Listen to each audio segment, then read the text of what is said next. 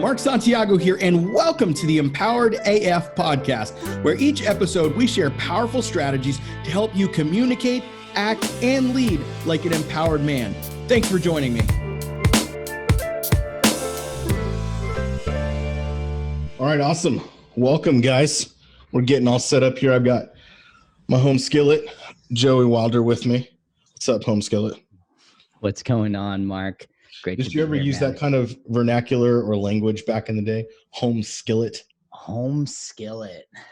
I'm too old for you.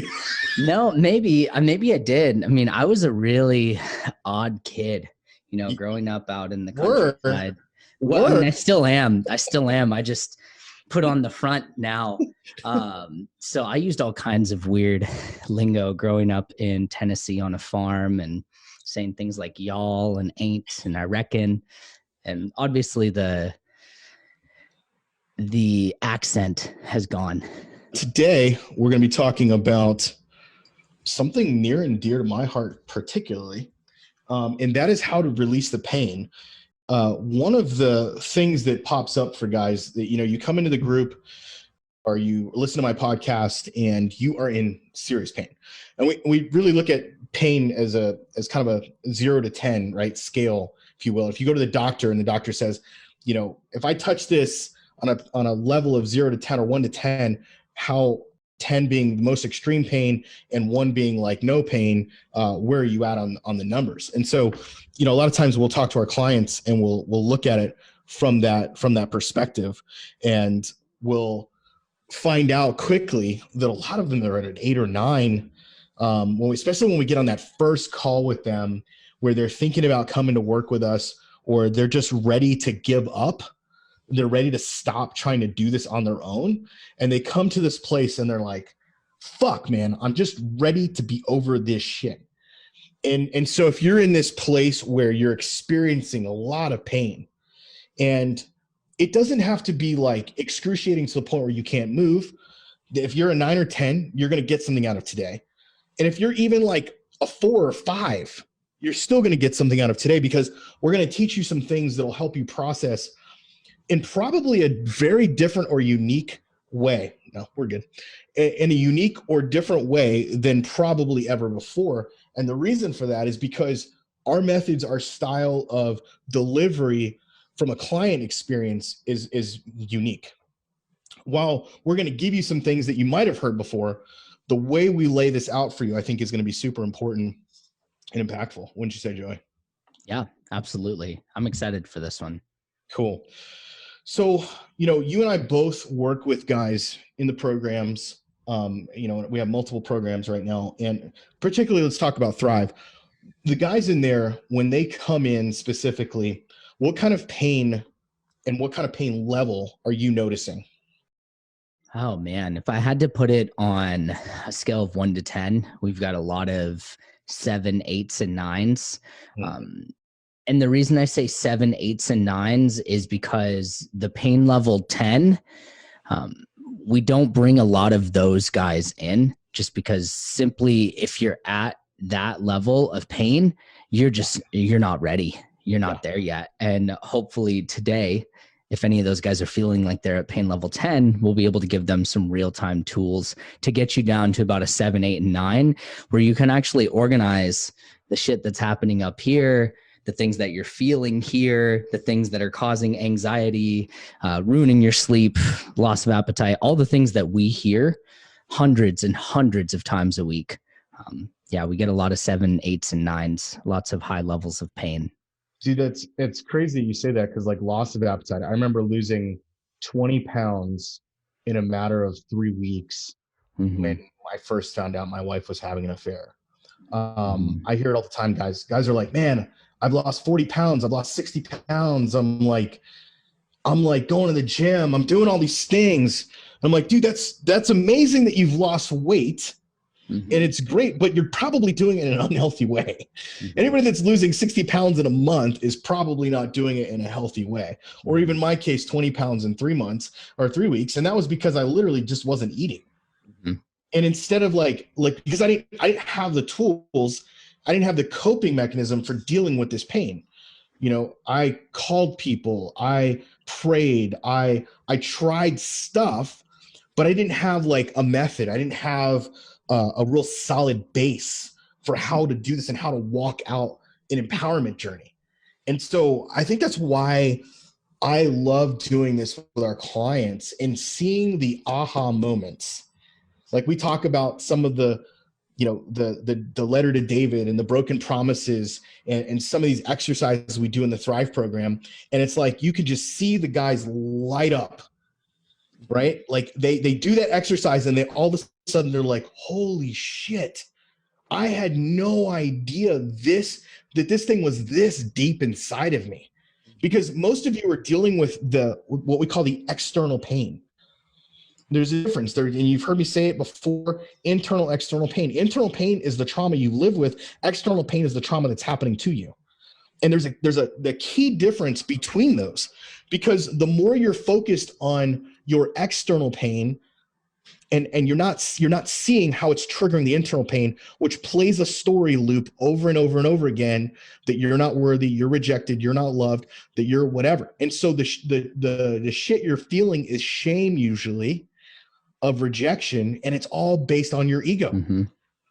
So that's why I say to a guy, it's like, hey, if you're just coming in and hitting the she button, you're not in a place to actually, what I call cry for her, right? Like somebody that's in, like, she was in enough pain to make a decision to move away from you. And that then triggered you and caused pain inside of you. And it goes even deeper because you have all this unresolved shit inside of you that you never dealt with. I lost my dad at 15 years old. So when she stepped away, when I found out there was an affair happening, that triggered so much stuff. I felt like I was dying all over again. Like I was that 15-year-old boy losing his father, even though it was my wife. And many of you are hearing that and you might be going, oh my God, yeah. Like if you connect the dots on this pain and you start to see how deeply entrenched this stuff is, then you'll understand why we created the M3 method. You'll understand why we take our clients through these different exercises in our Thrive program specifically to help them get the healing they need. We literally have a phase in our program we call Release the Pain. And we're going to take you through a microcosm of that today. I'm excited about that. You got anything to say about that? No, I'm excited to take them through this as well, because this is a legitimate, practical process that you could apply like today. The second you end this call, you can apply it instantly. And they're tools that are commonly overlooked that we really hammer into guys because it's a pivotal part of the entire thing. It's a small detail that's actually a part of the bigger picture in the grand scheme of things. Yeah. And so it's important to understand that there needs to be context around what it is we're talking about, right? And this is why we're very careful about the exercises or the tools that we give you, because without context, if you do things out of sequence and not understanding the consequence or the context, you can actually do more damage than good, right? Like some guys come in and they're like, man, I just want to apologize to my wife. Teach me how to do an apology letter. And I'm like, bro, if we teach you how to do that now, it will be fucking wrong because you will not have gone through the process it takes to get to the place where you can even begin to do any type of apology and owning your shit, because you don't even believe you have shit to own. Mm-hmm. I mean, that's huge, right? Like we see it all the time, especially with new guys that come in and they'll see some of the other guys' assignments and they'll see how they own their shit with their wife and like, oh, I want to do that. And I'm like, bro, we got to start you at day one. Yeah. And day one is this. Day one is articulating and understanding how you feel. And then we get into some of those other things. And it's that process that gets you there. Yeah. So dude, I want to get into this method. Do you have anything else to say before we start getting into the actual practical side of this? No, let's do it. Cool. Again, this is like the first time we're ever actually teaching some of this. And so we're going to do our best to articulate it in a way that's powerful and that's encouraging and that hopefully will give you some real actual practical things. So we call this the M3 method, and it stands for music, meditation, and movement.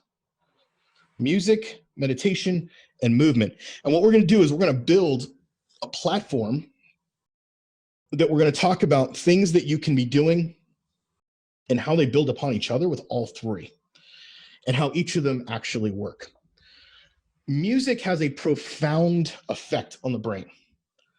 Like literally, music can move you to tears. It can make you laugh. Like it can help you remember things, right? Like we're always like, we're triggered by music. And so I'm going to talk a little bit more about my journey, my process, and the things that I did, especially when divorce was happening and I moved forward. I'm a old school DJ, meaning like I used to use turntables, and I had a mixer and turntables, and I had records, and I used to spin in clubs. And that was what I did when I was 16, 17 years old, and thought I wanted to be a DJ the rest of my life. And so music has always had a profound effect on me. And I remember specifically, there was a song that came on back in 1994. I believe the song is actually from 93. And it was by a artist named Scarface. And it was, I can't remember the name of the song. It was like, I never seen a man cry till I seen that man die. And I can't remember the name of it, but it was probably something along that. And I remember listening to that song when my dad was dying. And it was because the music video on MTV showed this guy in his deathbed, and he's like singing this song, and it had to do with death. And as I listened to that song, it helped me kind of like start to process death. And I even said to one of my friends, like, dude, I think music kind of helped me sort of save my life in a sense, because it like helped me make sense of my reality. It helped me make sense of what was happening. Yeah, Seen a Man Die by Scarface, exactly.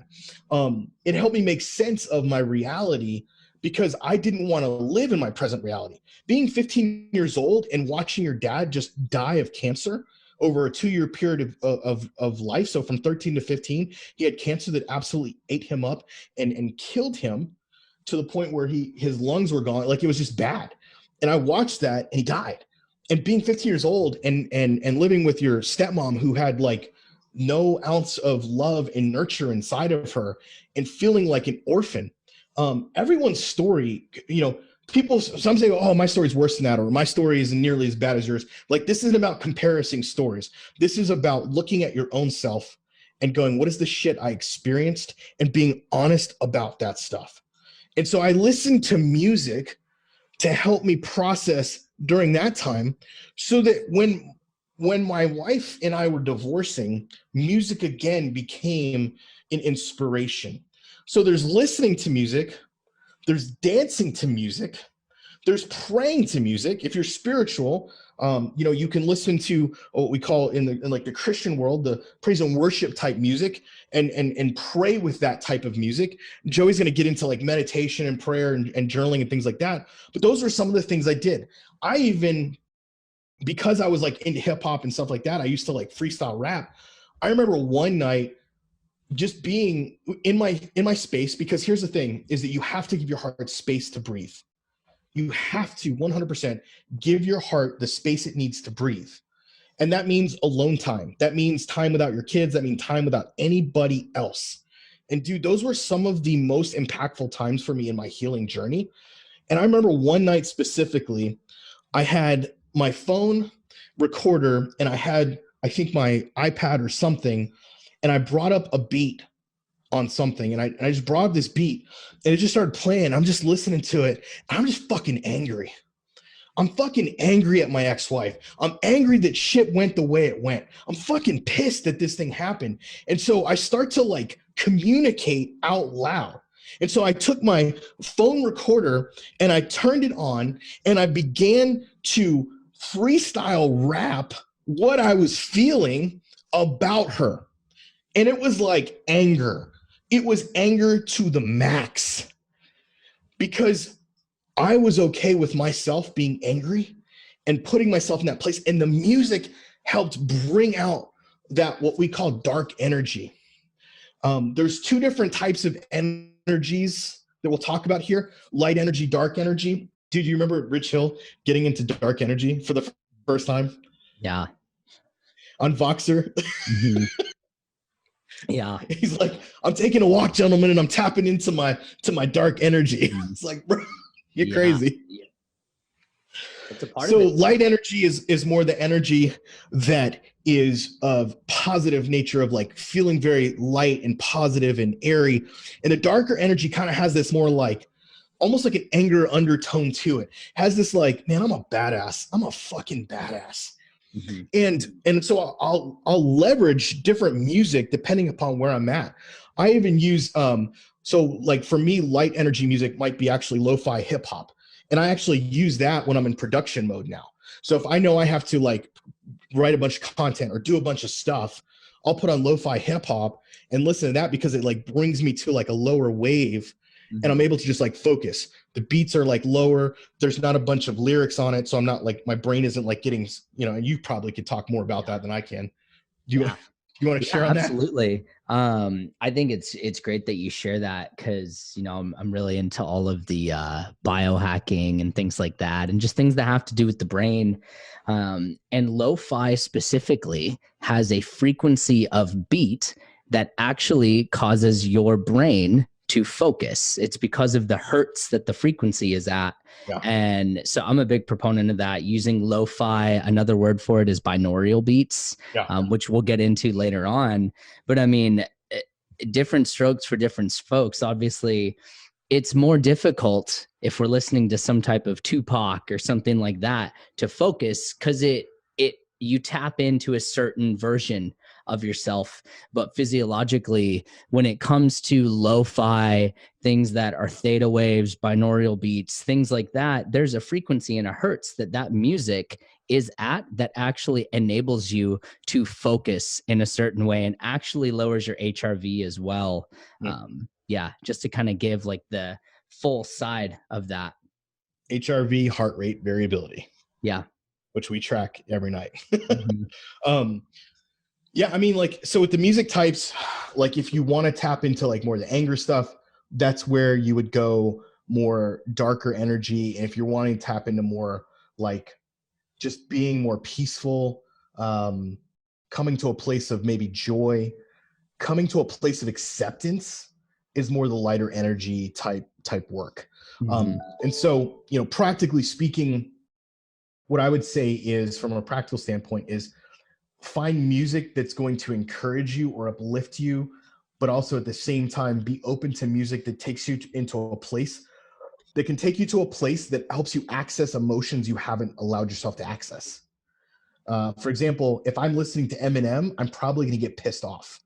I'm probably going to be pissed because of the shit he says on there. Not like I'm mad at what he's saying. I'm like resonating, like, yeah, fuck that. Yeah. And it's more from a place of like, that's the kind of energy I need to tap into for that moment. And it usually has to do with me raising my necessity. Like if I'm going from one place to the next, I've got to get mad enough to be like, it's not okay that I'm down here. Some of you need this right now to tap into a higher necessity. And this is why you haven't jumped into our Thrive program, because you've been just accepting your reality for what it is. And you haven't jumped to the next level to where you're able to play with the guys that are in our program right now, who are living life at a fucking higher level despite what's happening at home. Who some guys we've had that are like 2 years into this shit and there's no settle, there's no divorce, there's no whatever. They're just like kind of separated, kind of like in the mud, but yet they've learned to enjoy life through this process. Yeah. So practically speaking, I would encourage you guys to find music that either encourages you, that makes you feel lighter when you need to, other music that allows you to feel darker when you need to go to places emotionally to do the things that Joey's about to talk about from a meditation standpoint. So Joey, let's hear about some meditation stuff. Yeah, man. I appreciate that segue. And, I think music is the perfect starting point to this, because when it comes to journaling, meditation, and prayer, they kind of all fall over the same theme, which is allowing you to emotionally process. A lot of us will run away, will numb, will overwork. That's one of them. Will overstimulate is another. And this can mean going to the gym multiple times a day. That is also a form of emotional dismissiveness. Like Yeah. we're dismissing those emotions because if we're so hopped up on pre-workout and at the gym focusing on something, that is putting our mind somewhere else. So the goal today is to share these 3 tools that are very simple to start. And the number one question that I seem to get when it comes to journaling, how do I journal? Yeah. It's as simple as whether you want to do it in a physical journal, whether you want to put it in your phone. Some people, if you use an Apple Watch, turn on the voice note. Some days I'll do this when I just go for a walk and I'm just like, man, right now I am feeling kind of overwhelmed. And I'm just like saying like what I'm thinking up here. This is so powerful. Like simply just start sharing what's on your mind. I know it sounds crazy to some of you to just be talking to yourself, but believe it or not, you're having a team meeting with me, myself, and I, and you are your greatest asset. So you need to get those things out because realistically, when we keep something up here, it's not as real. Yeah. When you say it and you listen to that recording and when you write it, it's real. It's tangible. It's a physical thing. You feel it. And when you feel it, you can start to process it. And this is a part of the healing journey. So when it comes to journaling, write what's on your mind, say what's on your mind, make it as appealing as possible, which means don't just say, oh, I'm going to give it my final 5 minutes of the hour. Like be intentional with it. Make it appealing. If you're a fan of tea or something like that, or having a drink, make it appealing as possible. Like make it so simple that it's almost harder to fuck up than it is to actually do it. Like literally make it that simple. If you need a prompt to start with, write 3 things you're grateful for, 3 things you love about yourself, 3 things that were highlights of your day. Like start simple. The first journal I ever had, it was literally a year of today I am grateful for ... And I would write 3 things each day. And some days it was simple. It was today I'm grateful for waking up in a bed. Because man, there was a time in my life when I didn't. Today I'm grateful for being able to go to the gym, like simple things like that. And other days it's today I'm grateful to be doing the work that I'm doing because I am making an impact that is affecting and enabling families. Yeah. It can be as small or as large as you want it to be. When it comes to journaling, it's about taking what you're feeling here and what you're overanalyzing here and making it real. Yeah. Making it something that is tangible, because if you say it, you feel it through your vocal tonality and through your cadence. When you write it, it's real.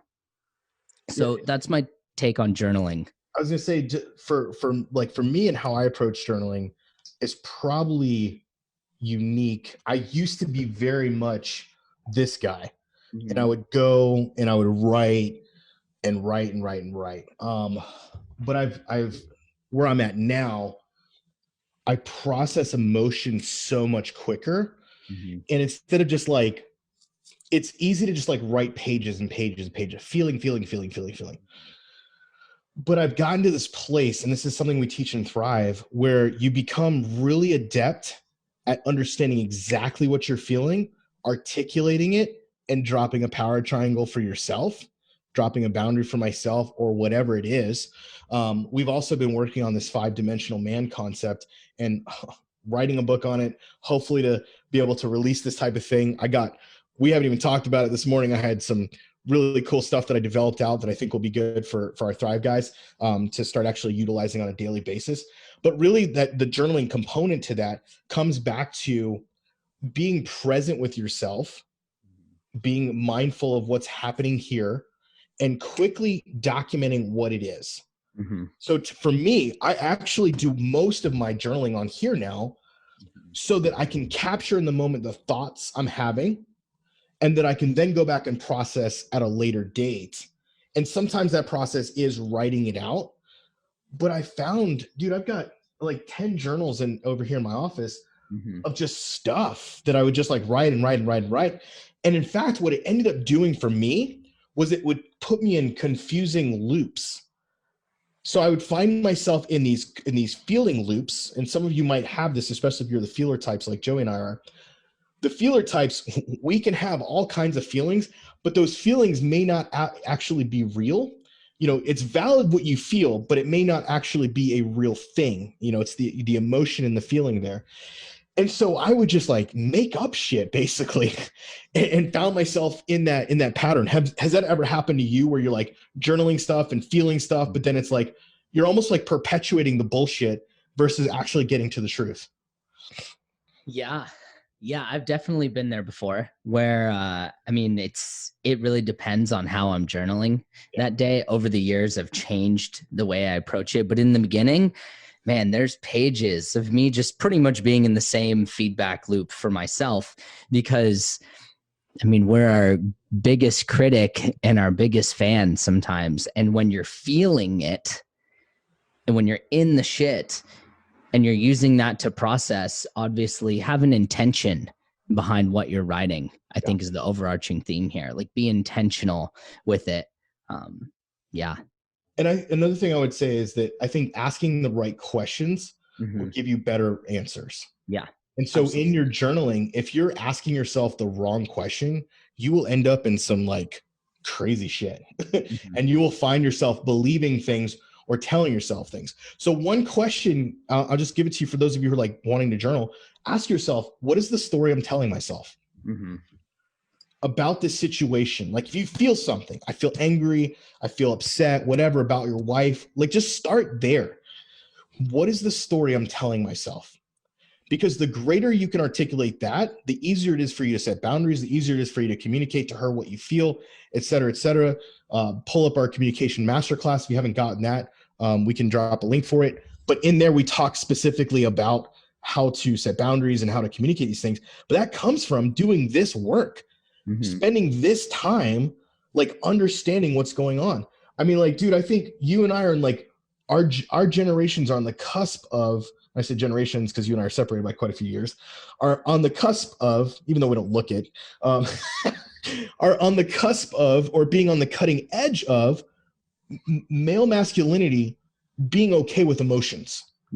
In that it's okay that you have it. Like you were born with emotions.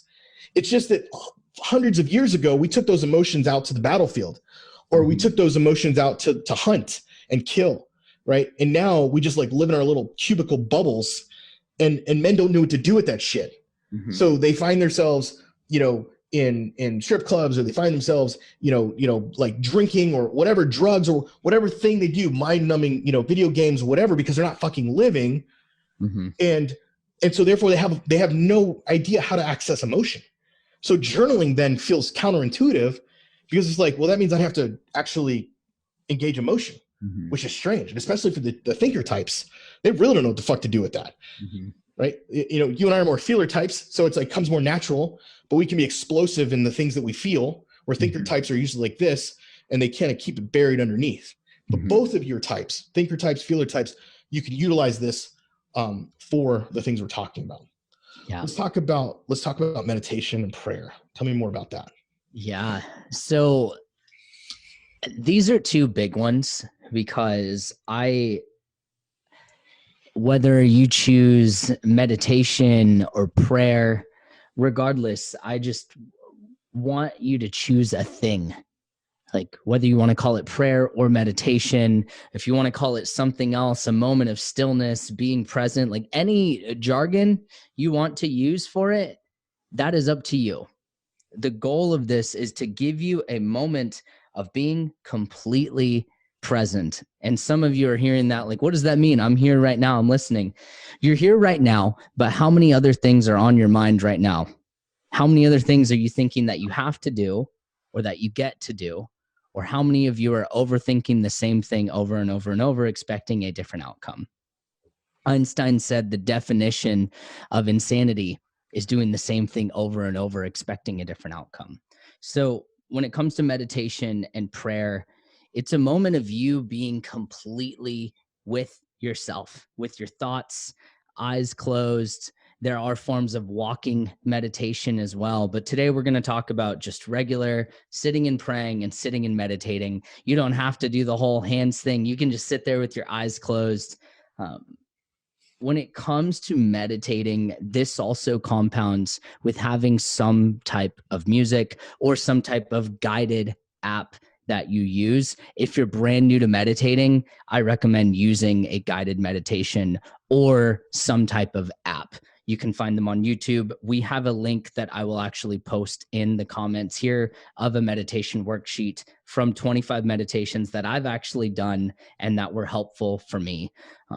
When it comes to it, I like to focus on my breath, whether I'm praying or whether I'm meditating itself. I focus on breathing in through my nose, out through my mouth. Sometimes I will do just nasal breathing because it stimulates your vagus nerve.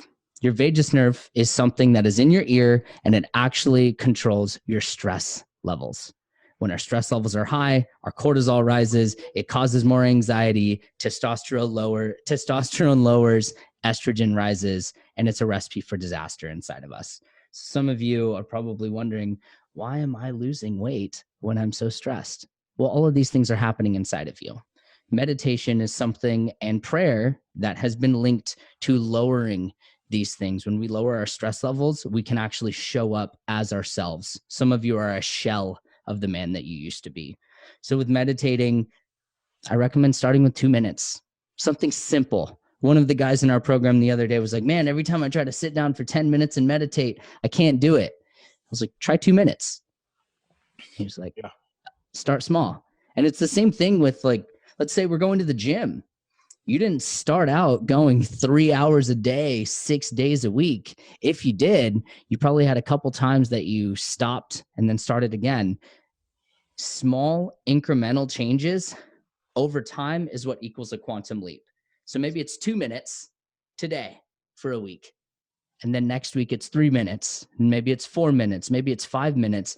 And then you start to check in with you, like, what am I feeling today? Do I need 10 minutes of meditating? Do I need to meditate today? Maybe I'm feeling good emotionally because I've done that deep work. Just really focusing on being intentional with that time. When it comes to prayer, to segue into that portion, I like to choose something that I'm praying on. Whether it's something I'm grateful for, something I'm currently feeling and processing, because it is allowing me to be intentional with that thought. And that's usually what helps with me. Just to give you guys a simple starting point, I don't want to get too esoteric or too high level with some of this, but when it comes to meditation and prayer, it's time that you get to be with yourself, by yourself. And we actually do meditations at the end of some of my Thrive calls. Guys break down in tears. And then they message me and say, I don't know why. I said, well, it was a moment that you were actually with yourself and you let yourself be. Guys, we're human beings at the end of the day, not human doings, but we're so commonly trying to do instead of just be. Even if it's for 5 minutes, I can almost guarantee that that'll be a profound 5 minutes if you let it. And for those of you who are coming at it from more of a faith background, personally, what I did was I found a couple of like worship songs that really resonated with me. And one in particular was from a church called Bethel Music. And it was this song called You Are Good. And the words, you are good, you are good, you are good, just resonated over and over. And I would play it on YouTube over and over and over again. And I would say it, I would pray it out loud over and over and over again. And what that did was it really lifted my spirit. It really lifted hope inside of me. And that's that light energy we were just talking about.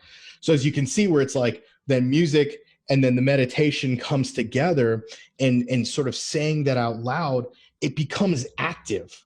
Right. And I think that's the thing here, is that a lot of you are reactive instead of proactive. And what we're trying to show you is how to be more proactive. And so that song in particular had such a profound effect. Every time it came on, I just wept and I just cried. And I was just like, I don't know what's going to happen, but I believe God is good. And I'm going to say that out loud. I'm going to keep, and that focus, here's the thing, is it takes it off of she, and puts it on me. And in this case, it also put it on God, in the way I viewed God. And so instead of me being angry with God, I decided to not be angry with God and proclaim what I think is true, which is that he's good no matter what. And that for me in my own personal faith journey was the thing I needed to progress forward. And I know not everyone's of that same, faith or background, and that's okay. And that's why we're talking about different ways to do it. So like Joey's talking about with meditation, maybe you don't believe in God, or maybe you don't have that, but we all have some sort of spirit inside of us. And that's really what we're talking about. It's like feeding that spirit man with good things. And the meditation stuff, for those of you that are faith or whatever, like it's not as weird as you think it is. It's not all, you're not having to be a religious or like a Buddhist monk or a Hindu or something to actually do this, to meditate. Meditation is something that's very scriptural. It just happens to be used in different contexts with different religions and different whatever. So you do you and how you want to do it. But those of you that aren't a faith background, use the meditation stuff, use the positive affirmations that we're talking about, and the different things there. Anything else you want to say on that before we got to go into movement? Because I know we're running out of time. No, I'm complete there. Awesome. And so to capitalize or to cap this off, the final piece is movement.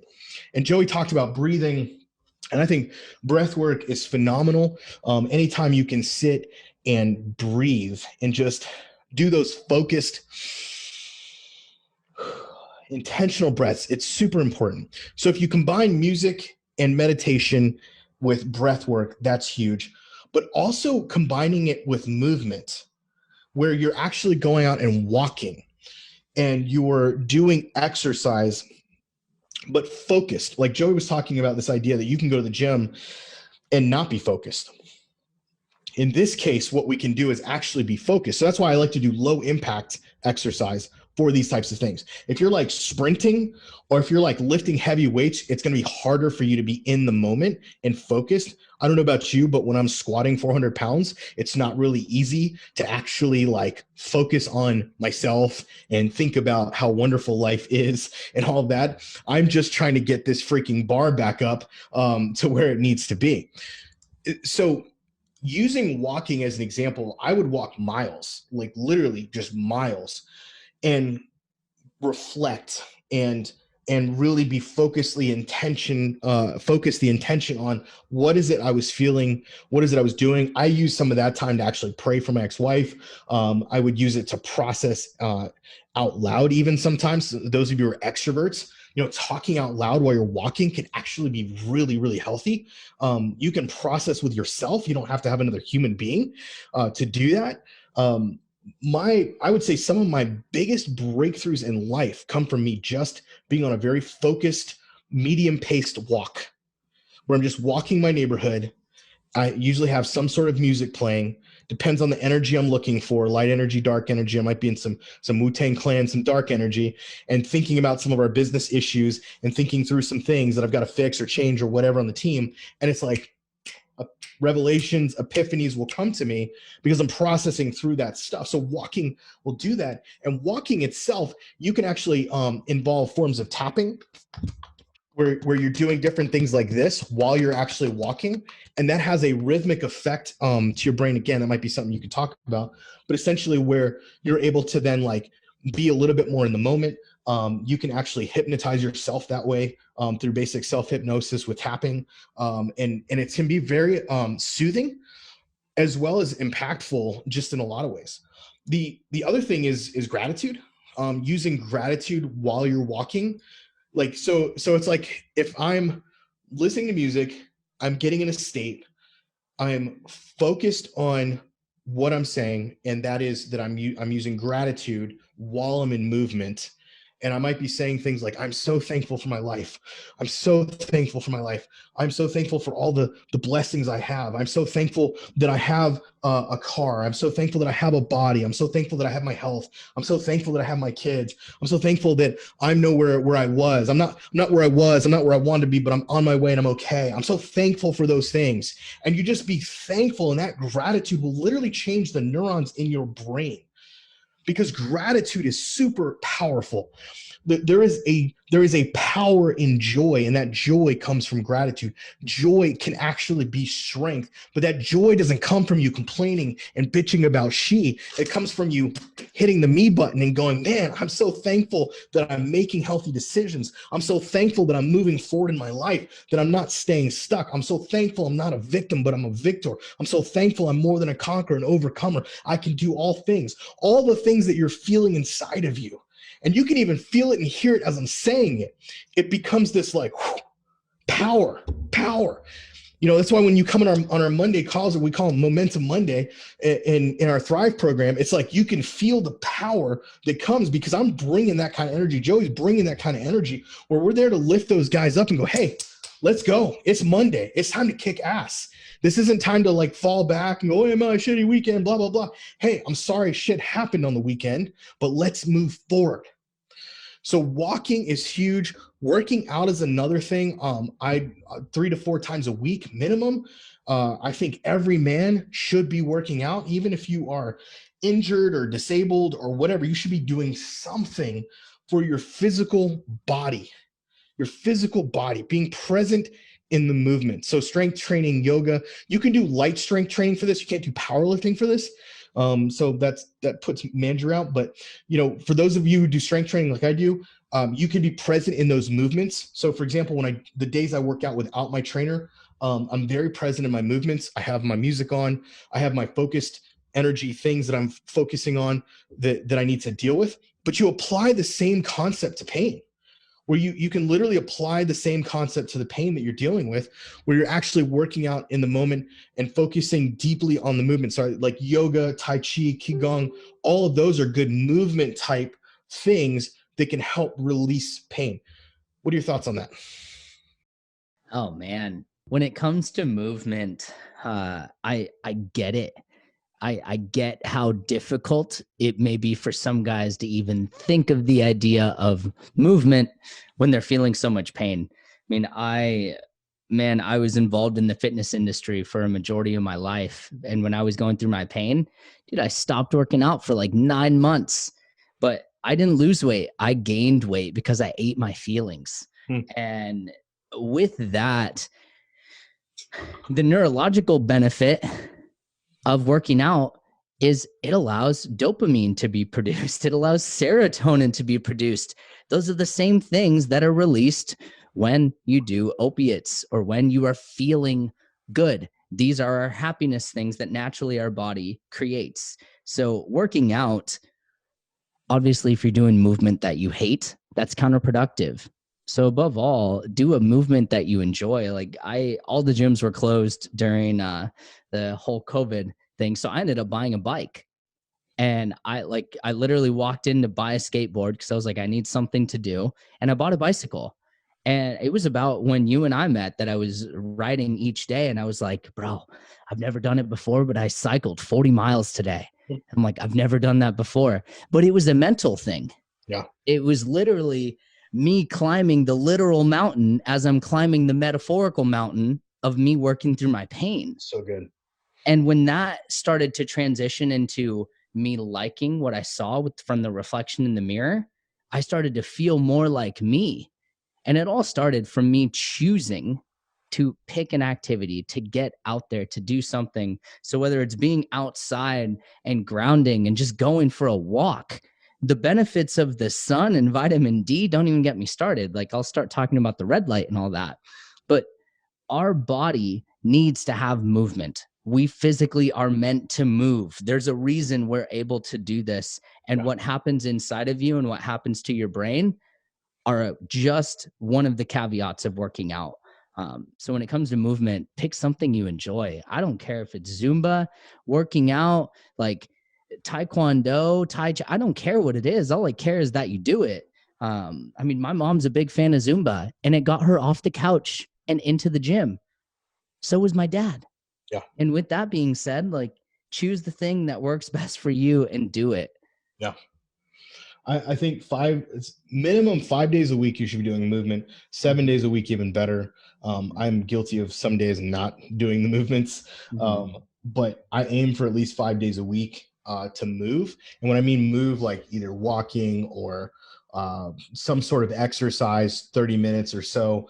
One of the things Joey and I do is we have these Oura Ring trackers that helps me keep track of my sleep, keeps track of my heart rate variability, all those types of things. It also includes steps and calorie counting. And then obviously Apple Watch will do a lot of other stuff too, that I'm tracking. And all part of that is like sort of biohacking my life, because I want to add 20 or 30 years to my life. I've been an unhealthy individual. I'm in my 40s. And I was unhealthy for many, many, many years. I ate my pain and my shame. I get trolled all the time for my Facebook ads, because guys will be like, "Oh man, this guy's fat. What has he got to say?" And blah blah blah. And it's like, dude, I don't give a fuck what you have to say. I know who the fuck I am. So if if you're watching that right now, fuck you. But I think it's also a reflection of their own internal pain. Oh yeah, because you can lose weight. You can't change that tarnished ego. Untamed ego. And it's telling when we see things like that, it'd be really easy to show up as a keyboard warrior and say something. Because I mean, I know that I could say something that'll hurt you 3 years from now when you wake up in the middle of the night. But I don't need to do that, because it's a reflection of someone else's internal pain. Like, you can lose weight, but it's harder to change being a shitty person. Yep. And that's the point is that the reason I say that is really because coming from this place of, I'm not where I want to be and I'm not where I need to be, but I'm on my way. And so what I'm saying is, like, whether you're built like Joe, or you're built like me, or you're built like Mandrew, you're built like some of the other guys on our team who are like really buff and things like that, dude, it doesn't matter where you're at in your journey. The fact of the matter is fucking take action. Take action, release the pain, get over the shit that you're in, get unstuck from all the stuff. And look, guys, we have a program for that called Thrive. We want to invite you into that. If you are in a place where you're done, where you are so sick of the pain and you're so sick of being in the shit, there is a community of men, 50 plus of them right now in that group, that are ready to receive you and help you get to a new place in your identity, in your walk. It will change your fucking life if you engage it and embrace it. If you lean into the pain as we talk about, and not, I mean, this is just the basics. This is just some of the fundamentals. The exercises we do in there will break you open for a good thing. And so many men are afraid of dealing with the pain because they're so afraid that they can't handle dealing with the pain. I'm here to tell you, any man can handle dealing with the pain, especially if you have a community of men around you. If you were that guy, you're listening to this, you're in that place and you're watching this live, you can type Thrive below. One of our guys will reach out to you, or you can go to empoweredman.co/book and you can fill out an application to potentially join our Thrive community. So guys, that's all we have for today. We appreciate you and we look forward to seeing you on our next live. Hey, this is Mark Santiago, CEO and founder of Empowered Man. I want to thank you for listening to today's podcast. However, before you go, I want to give you a special invitation.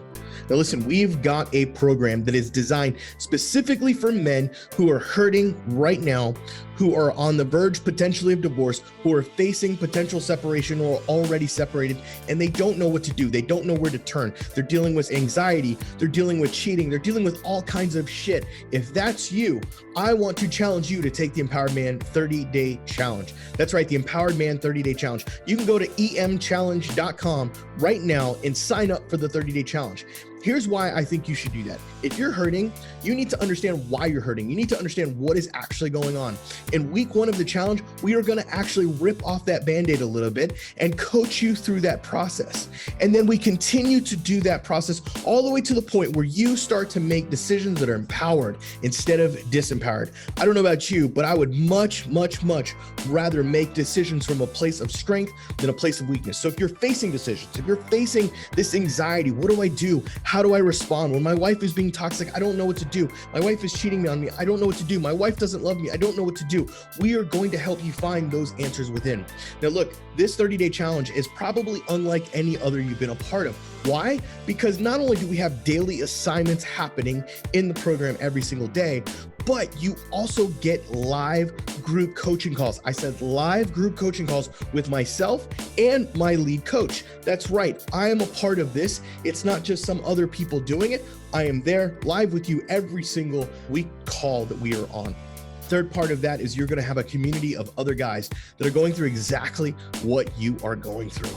And the best part of this isn't even a fraction of the price we could charge for it. In fact, at some point we may raise the price, but right now it is at a bargain. So go to emchallenge.com, emchallenge.com to take the Empowered Man 30-day challenge, and I will see you on the inside.